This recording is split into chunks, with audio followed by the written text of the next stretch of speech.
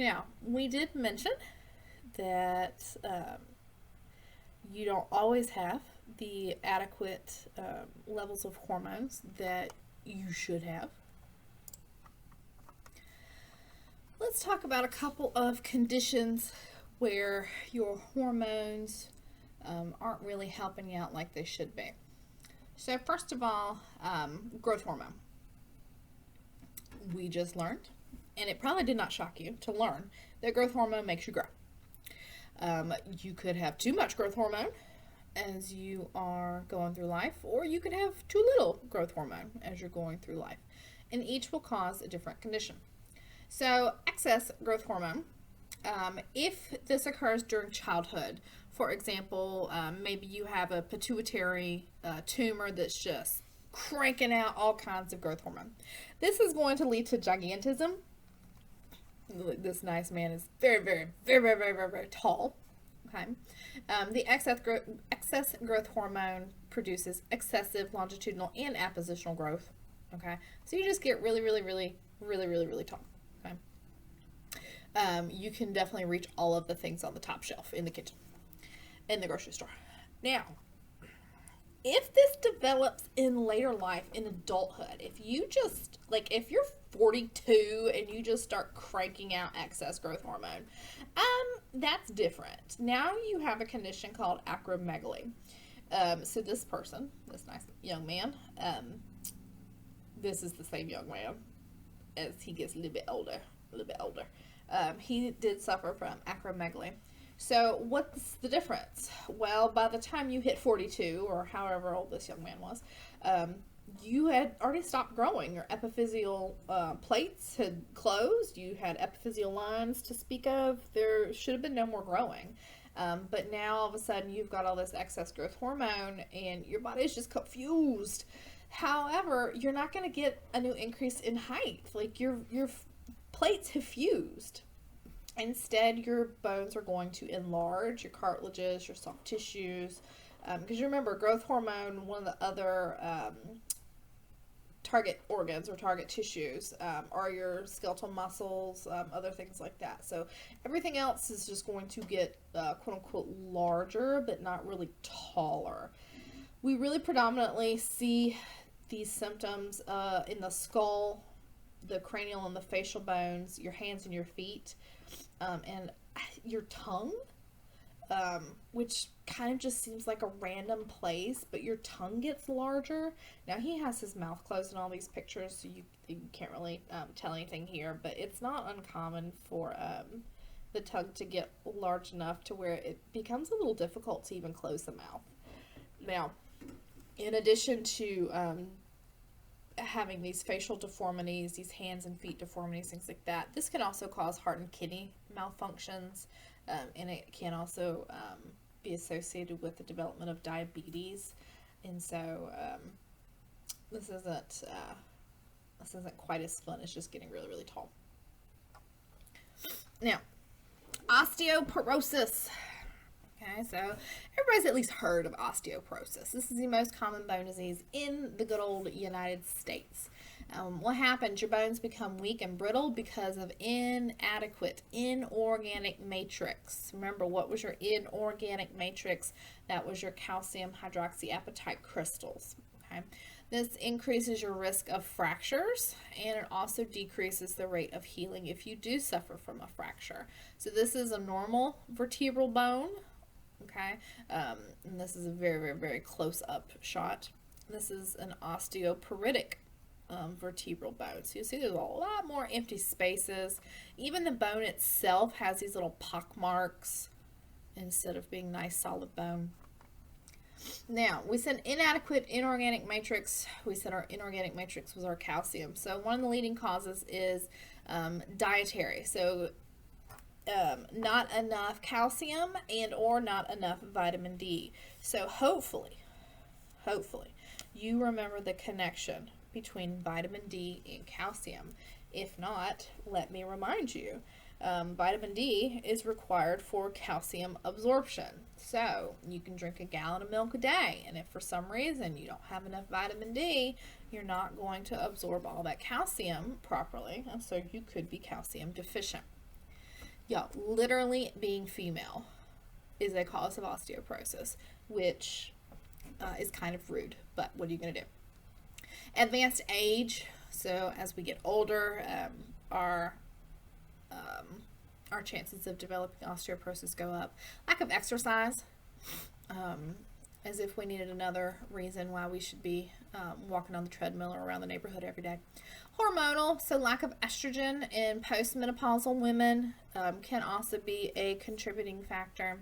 There are some genetic factors. Other diseases could also contribute to osteoporosis as well.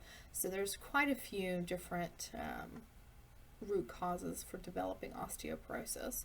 Now, we can do our best to prevent it with a balanced diet, making sure we're getting enough calcium and vitamin D, even taking supplements if needed. So a lot of postmenopausal women will start taking calcium and vitamin D supplements as after they talk to their doctor. Y'all don't just be going and taking random things off the drugstore shelf, okay? Talk to your doctor. Weight-bearing exercises, okay? So weight-bearing exercises will promote the appositional growth that we've mentioned, which helps to stave off osteoporosis. And then estrogen replacements if appropriate. So this last one, like the if appropriate, is really like, take note of that. This one you really do need to talk to your doctor. Postmenopausal women, this estrogen replacement, it's really not for everybody. There are certain types of cancers that love to eat estrogen. There are specific types of breast cancers that just love estrogen, and so that's one that you really just need to talk with your doctor about before you start taking any new treatments, okay? Treatments themselves, we do have drugs that inhibit osteoclast activity or even stimulate osteoblast activity, okay? So just talk to your doctor. All right, osteomalacia. This results from either a vitamin D deficiency or an inability to metabolize vitamin D properly.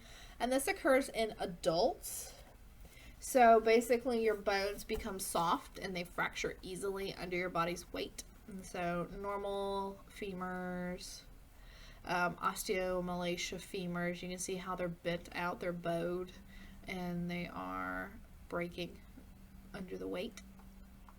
Now, don't ask me why, because I don't know why, but if this happens in children, we call it Rickets instead. I don't know why we needed a different name, y'all. I just don't. I should probably look that up one day, but that's not on your test. This is literally the exact same thing, either a vitamin D deficiency or an inadequate metabolism of vitamin D. So the symptoms are the same: soft bones, easily fractured, yada yada. This is just in children. So Rickets is children, osteomalacia is adults. Again, I don't know why we needed two different names. But you can see this x-ray shows that this child's legs are severely bowed out from the lack of the vitamin D for whatever reason. Now, a couple more quick things. Skull, your good old noggin. You have some cavities inside of your skull, and not just your cranial cavity to hold your big old brain, and not just your orbital cavities to hold your pretty eyes, your oral cavity to hold your tongue, okay? We've got paranasal sinuses, your nasal cavity, all right? Look at all these little empty spaces, y'all. You have these paranasal sinuses within your frontal, your sphenoid, your ethmoid, and your maxillary bones, okay?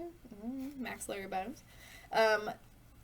These are actually trying to serve us some good purposes, okay? These sinuses help with communication, okay?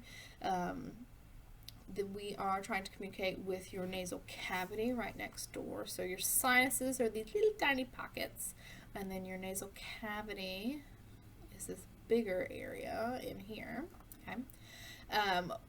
We allow air to flow in and out of the sinuses, okay, for various reasons. Why are we doing that? These are lined with mucous membranes. Okay, so if you remember, mucous membranes do secrete the mucus. This helps filter the air, warms the air, and it humidifies the air.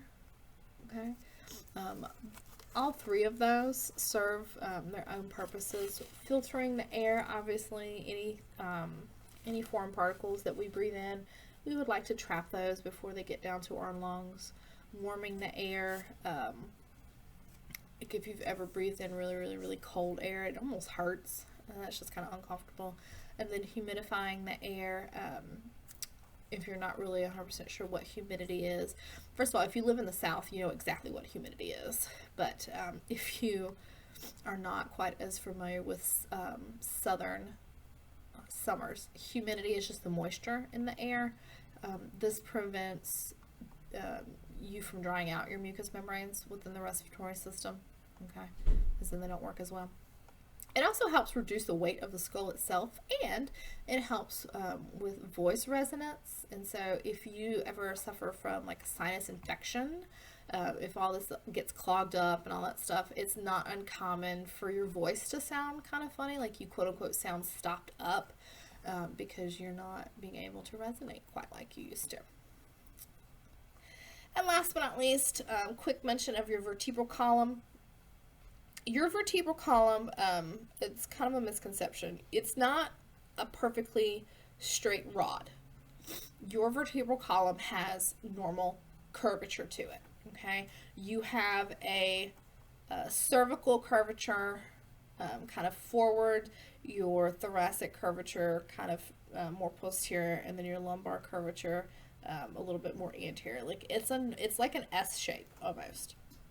But we can go a little overboard on the curvature and end up with abnormal curvatures. So scoliosis is an abnormal lateral curvature. So the S is supposed to be front to back, not side to side. Okay, so this is scoliosis. If it gets bad enough, if it starts causing problems, they can go in and do major corrective surgeries and kind of straighten this out, put lots of pins and rods and all kinds of hardware in you. Excuse me. Lordosis, which is this one. Lordosis, or aka sway back. I don't know if I've ever heard that term, but it seems to be it seems to pop up every now and again. This is an exaggerated cervical and lumbar curvatures. Okay. So this one a lot of times will be seen in people that have abdominal obesity, so that quote-unquote beer belly appearance. All that extra weight kind of pulls you forward. It kind of pulls on your lumbar vertebra a little bit. It's not uncommon in pregnant women also. Okay. And then we have kyphosis. So this is an exaggeration of the thoracic curvature resulting in a hunchback. Okay. So a lot of times this one develops, you'll see it predominantly, or well, I shouldn't say predominantly, but it's easy to spot in little old ladies. Okay. So this one, their little heads start to kind of droop and their little back pokes out a little bit more, things like that. So that's kyphosis. All right, and that concludes our discussion on different conditions of the skeletal system.